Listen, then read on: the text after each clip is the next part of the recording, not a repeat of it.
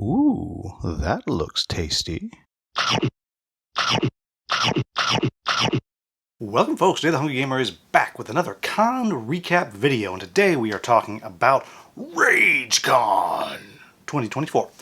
Also, along with that, we also have TrainCon, because myself, Peter Vaughn, and Original Don, we decided to, well, take a train from Martinez, California to Reno for RAGECon, and then, of course, back. So we got to do about 6 hours, 5-6 hours worth of gaming each day on the train as well. So we really kind of made it a whole week-long event, just about.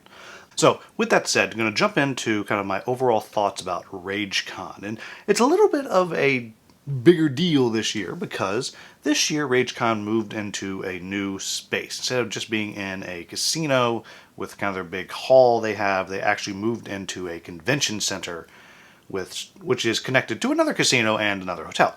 But new, bigger space. So jumping into kind of talking about the con itself. Overall, new space was great. It was more space than they needed at the moment, but clearly this is a place where they're going to be able to kind of grow into, get bigger. Because I would guess that there was space where we were to comfortably bring in at least another 20% people. And then, of course, they can also kind of expand the big hall to make more space as you kind of go forward. So that's really nice. It was really high ceiling, so I never felt crowded, which was just great. It was easy to find a table to play. There's plenty of tables. And we had a nice game library. I was able to find almost anything we wanted. There was one game that we wanted to play that we forgot to bring and they didn't have, which was a little bit of a bummer, but you know, there's a lot of games out there, so that's kind of on us, not on RAGECon, obviously. They also had a really nice set of 2 rooms for kind of after-hours gaming for anybody who wanted to play after midnight. And it wasn't far away, just kind of walk across the sky bridge, and you just hang out late at night, play games. The first 2 nights that did fill up, and you know sometimes it got a little bit loud, but overall it was really nice to have that option. It was really easy to find a place to play after hours as well. I'll be curious how that goes if they get more people to start attending the con and how that's going to change the after hours space. They might have to find a way to get more of those rooms. So that might be a thing that they're going to have to look for, that they're going to have to deal with down the road, but for now really worked well. Also, they have a really fun program of Rage Bucks. And just about anything you do, you'll get Rage Bucks. If you do proto-spiel testing, you get Rage Bucks. If you do a scheduled game, you get Rage Bucks. In fact, at one point I was just joking. I said, hey, can I have a Rage Buck? Like, sure, here's a Rage Buck. And they have all kinds of raffles that you can enter to win for games. But what's cool about this one is usually when these things are done, it's just they pull out tickets and you get what you get if you win.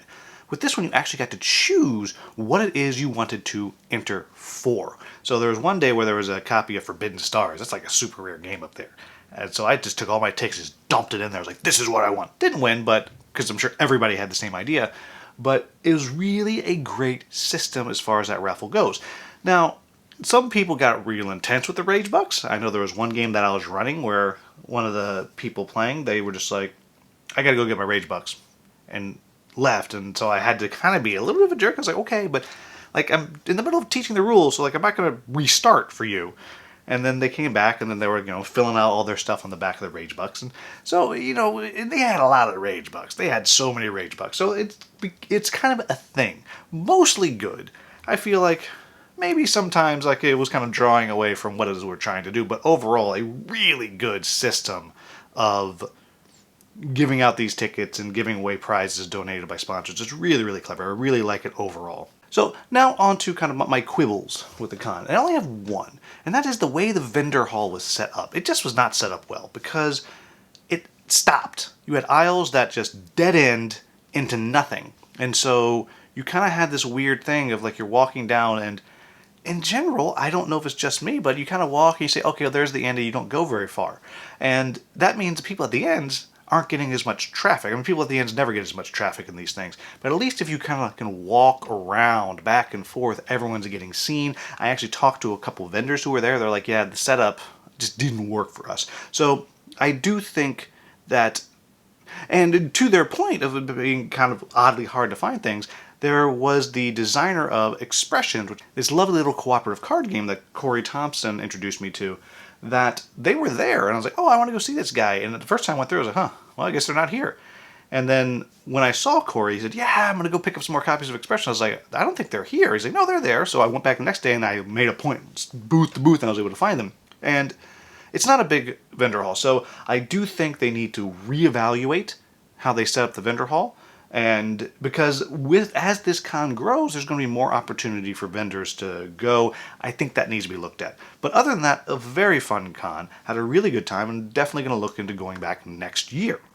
So, moving into the games of the con. As always, I'm ranking them from 18 down to 1. 18 because I played 18 games. I'm not going to talk about the couple of prototypes that I played. So I did get to play a prototype that Cardboard Alchemy had there. I don't know how much they have put out there, so I'm just not going to talk about it. And I played another prototype or two as well, which, again, I'm just not going to talk about the prototypes this time. So, moving into all published games that I played. 18 down to 1. So start with number 18, and this is the first time that I've played a game at a con. Usually when I do these things, I say, all these games were fun. I enjoyed all of them, except for this one. Dungeons, Dice, and Danger. Original Don and I played this the last day, and this was one that we had actually tried to play at Origins or Gen Con or one of those a couple years ago, and we could just never get into a game. And then we saw, oh, they have it in the library, let's get it, let's play. Like, at one point we thought we must be playing it wrong, but we weren't. Like, we even watched a video on how to play it, and it's not that hard of a game, but it just dragged. It was a long game, and I cannot recall being so disappointed about a game in a long time. It just, had it been half the length, it might have been fun, but it wasn't. It drug on, and then by the end, it was just kind of a roll the dice, hope you get lucky type thing, and it just, I don't know. I'm sure people like this game, but it just did not work at all for me. And moving into number 17, there's a big jump from the 18 to the 17 because I enjoyed this game so much, and that's Age of Civilization. This is a small box civilization game that we played on TrainCon Day 2, and what is interesting about it is you get to pick different civilizations as you go, a la Small World, how your civilization kind of will decline, but in this one you can either be conquered by another civilization or you can conquer others as you're going through, so you can keep yours or change and going through. And it's kind of clever, it's kind of interesting. Each civilization comes with a power, a different number of workers that you get, and as you are playing through, you're just trying to get points. And it was fine. Civilization games aren't my favorite, but it was a solid little game. I'd play a game. It was fast, quick, and does do some interesting stuff. Number 16 was another TrainCon game. That was Railroad Inc.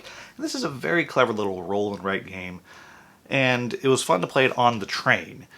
But mostly, I'm just so bad. I'm so bad at this game. I actually thought I was doing well. This time I was like, yeah, I'm doing well. I just lost to everybody. I don't even think it was close. But very clever little roll and write.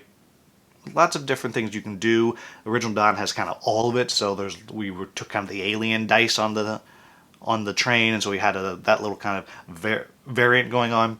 Clever little game. Moving into number 15, and this was one that I was really high on after Kubla Khan, so I went and I bought a whole bunch of it and did a lot of print and play stuff. Oof. I tell you, I don't know how people do print and play stuff all the time. Like, I spent forever doing this. I should have just bought it, but I didn't, and whatever.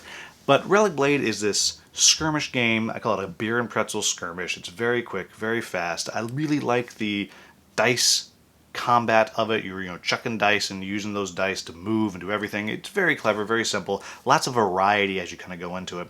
And I wanted to play it with my brother. We'd actually played it on TTS once so he could try it, and we had a good time. And then the last day, I brought it all. I was like, we need to play this thing. So we sat down, we played a quick fight, and it was fine. I think really it would have shined more if we had kind of played a later scenario. I kind of opened up this campaign book and we played the first scenario. I think really we should have been playing a later one, because it was just kind of like this hold the middle type thing.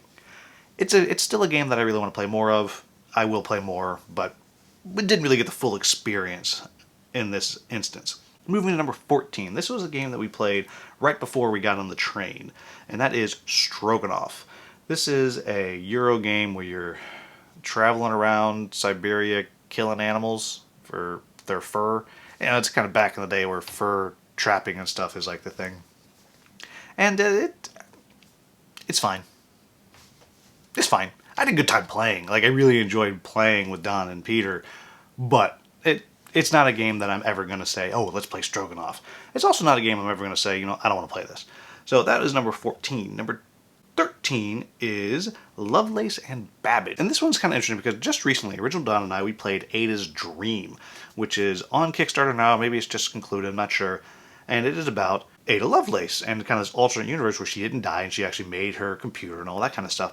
And this is in the same world, and this is all math. You're just doing this game, you're making math equations, and as you're kind of looking at the board, you're saying, okay, first I'm going to do A1, then I'm going to do B2, and those are different equations. It might be plus or minus 1, times 4, whatever. And you're trying to hit these different numbers on these different cards that are out on the table. It's a clever little game. It's a lot of math. There's a lot of thinking, and it's not hard math, to be clear, but you're keeping a lot of it in your head because you start with a number, and then you're putting out on your paper, okay, first it's going to be first I'm going to do plus 1, then I'm going to do minus 5, and I think that's going to hit this number. Then I'm going to do times 2, but you don't actually get to record the numbers until the end of the round when you start actually doing the equations. So, clever little game. I would play that one again for sure. Next at number 12, we have a new one called Sardinia, which is a localization from Crafty Games of this older games by Stefan Dora. And this is a quick area control game. It has little hints of Concordia to it, and it's really kind of cool magnetic box where the lid is magnetic. You open it up, you fold it out, and that is also the board. Very clever, neat little packaging there. And overall, it's a pretty interesting game. It drug a little at the end of the game for us. That might be because we were using one of the rules variants, and I'm going to have a review of that. I'm going to talk about that a little bit later. Movie number 11 was the first game that we played on TrainCon, and that is Village Rails. And this is a game that I think I played once with Original Don before, and you have space for 6 different tracks, and you get these cards that you draft, and you put them in the tracks, you order them the way you want, and whenever one of your tracks goes off the edge of your board, you will score it. It's a clever little game. I really enjoyed it. Of all the train games that I've played recently, outside of Imperial Spells on Steam, which I just love, this one is probably tops for me. It's just a clever little game, fast, easy, lots of decision space to make, and it was very cool. We played it on a train. Moving to number 10. Number 10 is a game called Tirnanog, and this is one that I was really interested in when it was on Game Founder Kickstarter, and I just didn't quite pull the trigger. And I didn't pull the trigger, I think, because I just didn't get around to doing the research I needed. And it happened to be that the designer was at the convention, he was running games, and he had a space for me to jump in. So I jumped in and played one. This is a very clever game. And this is a game where you're drafting cards, and you're drafting them into 3 rows, and each row has a different scoring mechanism. So one row that we had, the more of the same number you had would score higher. Another row was each successive number needed to be lower than the one previous to it, and so on and so on. And so you're going through and you're placing your worker out in between 2 cards.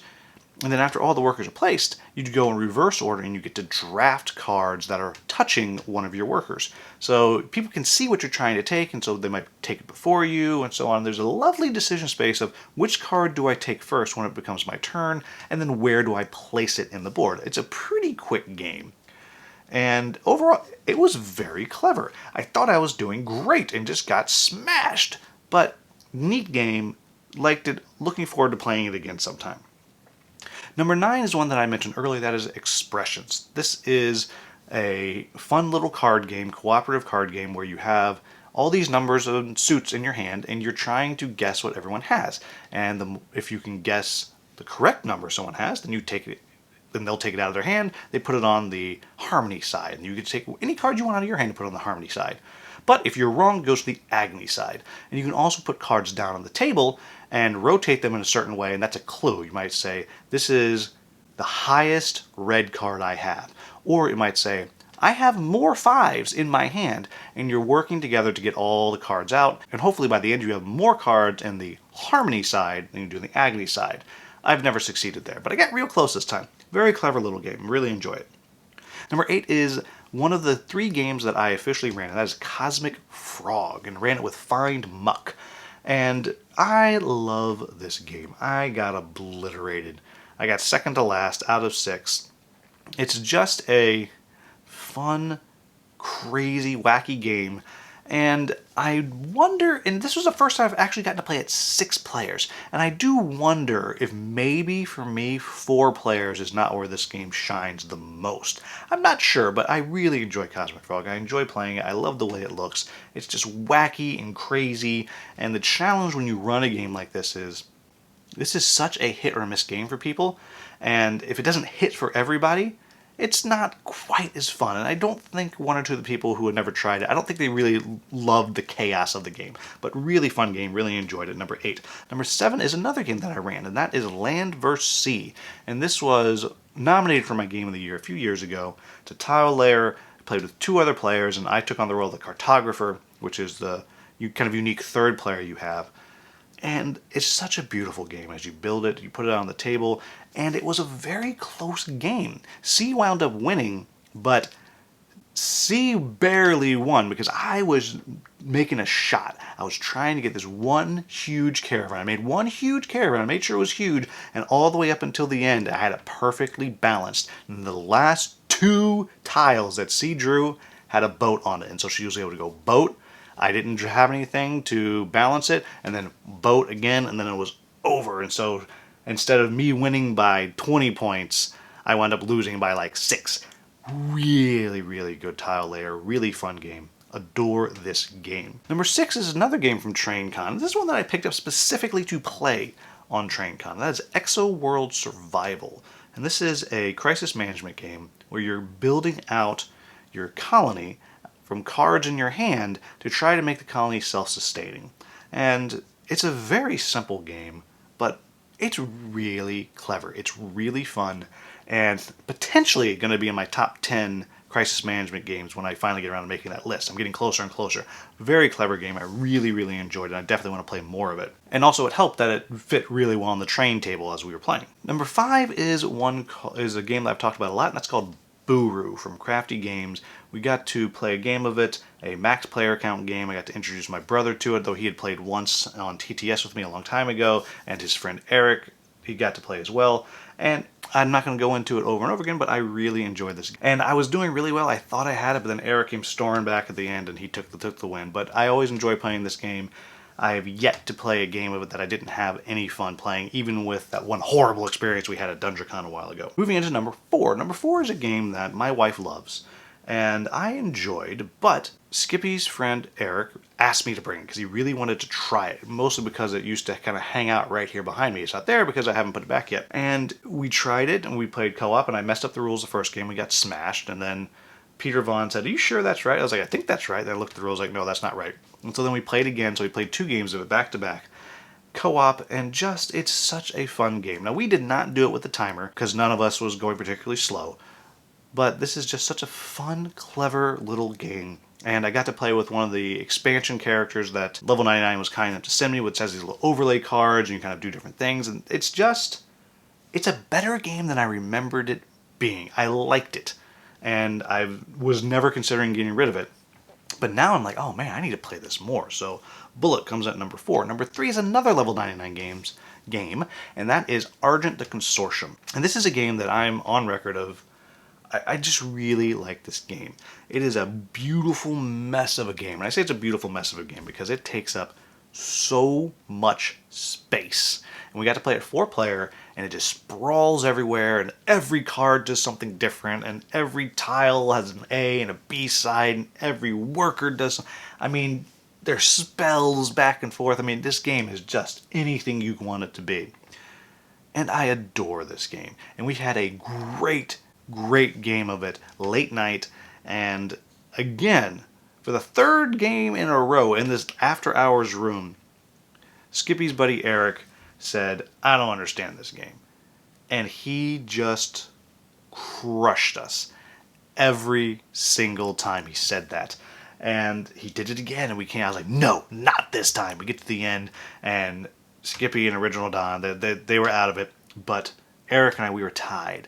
5 votes apiece, and he had the tiebreaker. It was just devastating. What a good game. I love it, love it, love it, and I wish I could play it more. Moving into number 2, and this is another game that we played in the offshoot room, though it was during the day when we realized, wait a minute, there's nobody in here during the day, it's real quiet.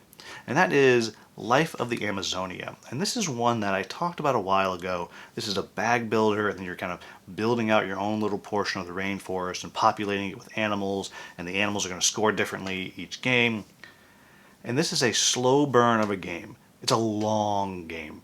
And we probably played longer than we needed to. We probably played like 3 hours, but you can probably play it in 2.5. It's a long game. It's just what it is. But it's just stunningly beautiful and so relaxing, and it's great. It is just a great game. They have these lovely, great quality of life things. So you have your discards pile for your chips that you have, but they go in this little boat, and the boat just goes, it just pours right back into your bag, which sounds, who cares, but I'm telling you, it's so satisfying. The little animeeples are adorable. It's just fantastic. It's a fantastic game that I'm so happy, so happy that I backed it. And that brings us into the #1 game from RageCon for me, and that is the first game that I ran. That is Guildmaster. This was one of my winners for Game of the Year in 2020, I believe. It was tied with Quarter Miracles, and I ran Quarter Miracles at RageCon last year, so this year I was like, no, I'm going to run Guildmaster. And we got a max player count game, and I just love the game. It's just so much fun. It is as thematic as any Euro has ever been. The art is really good on all the character art. I love the look of it. I love just, I blinged it out. I've gotten some metal coins and all these different things. It's just a fantastic game. This was another one that was just really close. This one I actually lost by 1 point, and I even had the tiebreaker. Had I pulled one more point. And it was an interesting game because this game, more than any other game of Guildmaster I played, people failed on their missions. They went for it, they rolled the dice, and they just failed. And the game was still tight, and the game was still fun, even when I was failing missions here and there. So I adore Guildmaster. I think it's a criminally underrated game. But there you have it, folks. That is RageCon 2024. As always, if you found this video useful, please like, subscribe, share, maybe become a channel member. As always, thank you so much for watching. Have a wonderful, wonderful day.